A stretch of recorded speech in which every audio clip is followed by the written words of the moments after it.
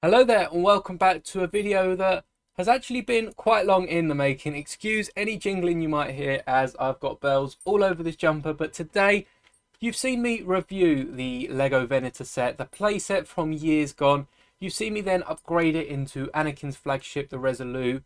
You've seen me add custom things to the playset itself, like the working bridge under the hood, and you've also seen me completely customize it, build my own one that's a bit more to scale and that holds itself together pretty well. But now, with the welcoming of the Superstar Destroyer Midi build this year and the rumours that we've got a few to come next year, I've decided to take that, destroy it, burn it to the ground and build my own Midi scale Venator, which I'm very happy to present. The instructions will be on Rebrickable, link in the description once they've been submitted. But this is probably my favourite mock I have made today. This tops Kenobi Starfighter, this tops the clone AT-RT Walkers, that I've built plenty of them and even rivals some of the mech builds I've got. You know what? I think I prefer this to all of my mechs that I've made this year.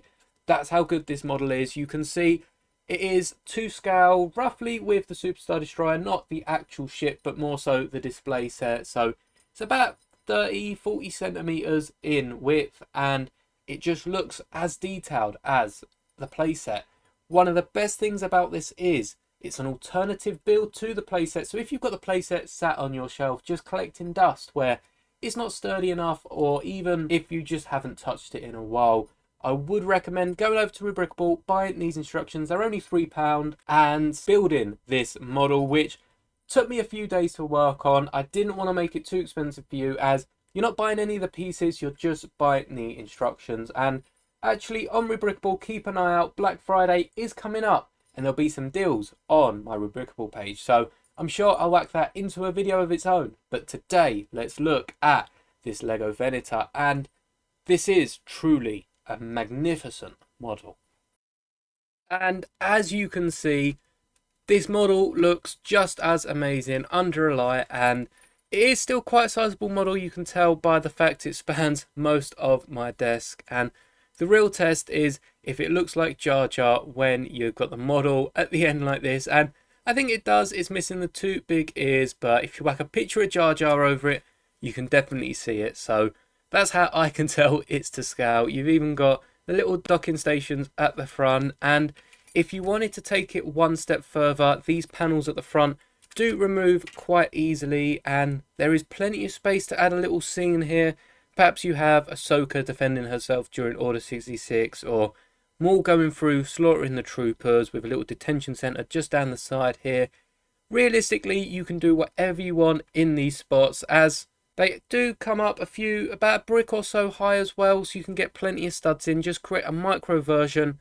Lego normally sneak it in the model. I wanted to keep this model as an alternative build for people that perhaps don't have too many spare pieces, but again, it just slots on quite easily and it's back to how the model is. So it's very nice that these panels come off, much like the actual UCS Venator set, and it's just so detailed using the limited pieces that you are to the Venator. Now, of course, the Venator did come out for quite a bit of money and is probably a lot more money now, but I know from buying all the pieces online that the whole Venator playset only costs about 90 quid, so you can actually buy these pieces for a lot cheaper than that, as most of the bigger pieces aren't even used in this set, and especially all the technique that goes into it is definitely going to add up to that cost. So this makes it cheaper than the Superstar Destroyer by the time you've got all the pieces, and perhaps some of the pieces you've got for yourself already.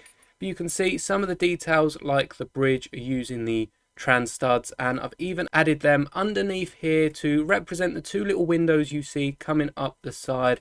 Of course, you've got the Jar Jar eyes that stick up here because that is what they look like, and you don't have to get the printed tile here, the round 2x2 printed tile, as I've opted to not use it for the purpose of this video. It doesn't take away from the detail, and of course it's a smaller model, so realistically you don't need any printed pieces. I'm pretty sure there were no printed pieces in the Superstar Destroyer.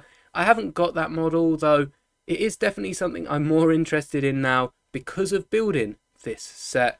I've added some greebling around the corner you can't really see it, but there are a 1x1 round brick either side of this turret that doesn't move because it's holding on this top bit, and you've also got a 1x1 clip just in there. But again, most of the pieces included were wedge plates, and this stand is actually built from the same pieces as the rest of the set, so I'm very happy with this model.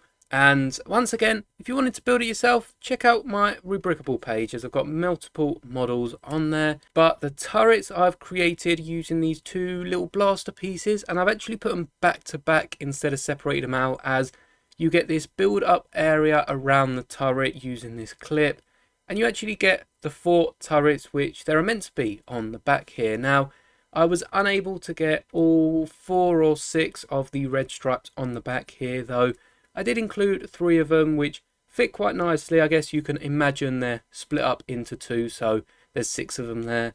And of course, a wedge plate might have looked better on the end, but I did run out of them, so had to make do with this 1x6 on the back. And speaking of the back, if I can show it off, you can see all of the engines on the back here. I've even included the little ones which are just a Technic pin with a stud on the end. And the engines only use this one piece. These stick out a bit longer than them ones, which is accurate to how they appear on screen. There's quite literally half a brick in it. And you can see even on the back, I've tried to close up this area best I can. So this is honestly the best model I have ever made to date. And once again, if you're interested, please do support the channel by purchasing the instructions and building it for yourself, as with the UCS model just coming out, I don't think this is anything that LEGO would be making anytime soon, and you'll probably see this mentioned in a few more videos. I'm honestly just so happy with it. All the detail with the turrets, you've got the little Republic logo in gold down here, even the little exposed paneling that you get on the actual Venator, the 2 little light grey bumps that you see, of course, I had to represent with studs, and this goes great next to that Superstar Destroyer. So I hope you enjoyed this model just as much as I did making it, and even the underside is just so smoothed off. There is a bit of an angle at the front, but I've tried to leave no gaps exposed, and this base actually holds it up very well.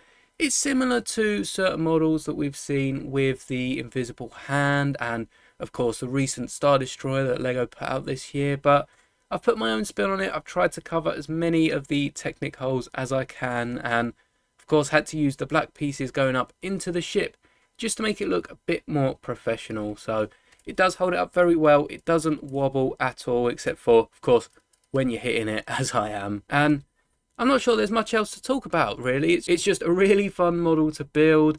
There's some really interesting designs in the middle, and how I get these plates up on the side. So I guess I'll leave that for you to discover when building. If you want to see a time lapse of me building that, I could put that up, but I'll leave a link in the description to the Rebrickable page. And if there's anything else you want to see about this model, perhaps how I got to building it, because I did use Studio. What I usually do is design it online and then build it in person, and there are a few things that just weren't possible in the app. Like when I was building these side bits here, you can see there's a little translucent stud that I've whacked in, and I have updated the instructions for this. However, I didn't originally have that there. That was going to be just a gap because there are no little grey pieces small enough to fit in there, though I started building it in person and realised that when you put the plate on top of that, the whole wing just caves in, and all it needs is that one stud. And it was a bit similar with a few of these edge pieces. Trying to get them in the studio was a lot easier than building them in person, so they required a bit of changing, and I just had to go back, edit it in studio, and the instructions would be updated for me, which is also how I generate my instructions. So if you are interested in the process going behind building something like this Venator, let me know in the comments. If you enjoy this model, don't forget to like this video and subscribe for more models like this, as with the new year, I'm sure I can turn plenty more capital ships into this Midi scale build. And because I've turned the Venator playset into this size, it gives me so many other pieces, mostly grey pieces, but it does give me so many other pieces that I can use in the future builds. And actually in the comments, let me know what other capital builds you'd like to see in the new year. And as always, like, subscribe, and may the bricks be with you always.